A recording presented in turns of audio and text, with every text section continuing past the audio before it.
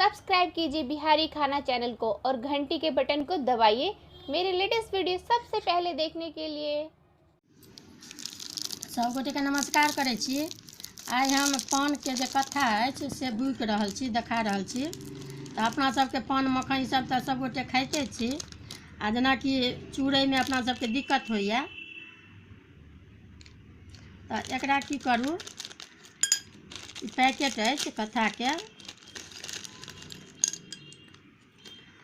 तो ई जेना कि छोटे छोटे टुकड़ी एना कऽ सबटा तोड़ि लिअ हाथ से। ई तोड़ जते छोट हैत कऽ देबै ने तऽ पीसै में आसान हैत। ई भऽ गेल छोट। आब ई आब हम मिक्सी में पीस रहल छी दऽ कऽ। देखियो आब ई पिसा गेल। ई अहाँके पिसला के बाद बख्तियारो हैत। देखियो ई एहिमे बर्बाद नहीं बेसी होइ छै,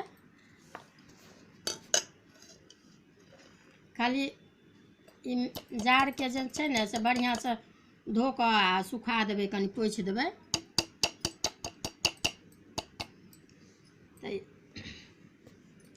तऽ अहाँके पूरा पिसा गेल अछि।